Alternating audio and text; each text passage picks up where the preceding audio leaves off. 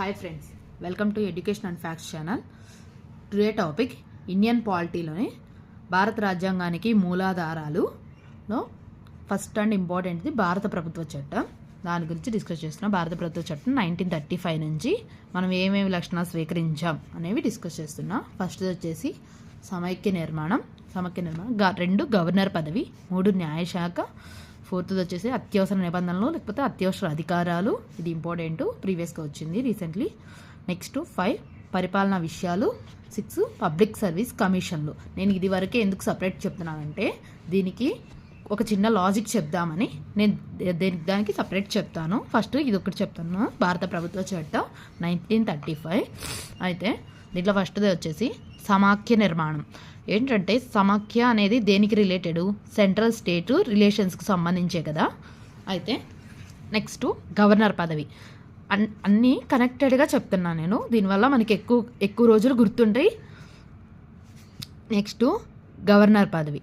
ఇప్పుడు central state relations మన recently current అఫైర్స్లో బాగా ఎక్కువ డిస్కషన్స్ వస్తుంది. ఏంటంటే గవర్నరు సెంట్రల్కి సపోర్ట్గా ఉంటూ స్టేట్ యొక్క కొన్ని బిల్స్ని సైన్ చేయట్లేదని మనం చదువుకున్నాం.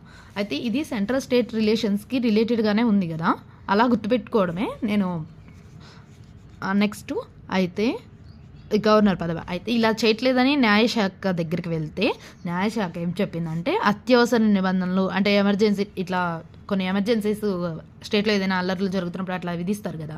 సో అత్యవసర నిబంధనలు విధించండి, పరిపాలనా విషయాలన్నీ రాష్ట్రపతి పాలన కిందకి వెళ్తాయి కదా మనకు అత్యవసర నిబంధనలు విధించినప్పుడు.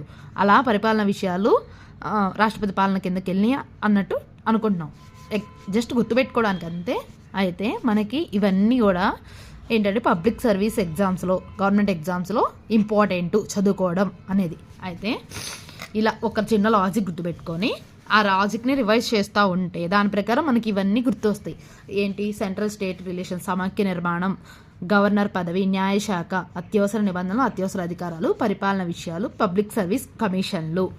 ఇలా మనకి ఒకదానికి లింక్ చేసుకొని చదవడం వల్ల ఏదైనా న్యాయశాఖ అలా ఇచ్చారంటే దానికి ముందు ఏంటి? గవర్నర్ పదవి. దీంట్లో మనం ఫస్ట్ దేంట్లో చదివాం? భారత ప్రభుత్వ చట్టంలో రీడ్ చేసాం అనేది గుర్తుంటుంది. అందుకని నేను నాకు తెలిసిన ఈ చిన్న లాజిక్ చెప్పాను. మీకు యూజ్ అయితే యూజ్ చేయండి, లేదంటే మీ ఓన్ లాజిక్స్ ఉంటే అవే ఫాలో అవ్వండి.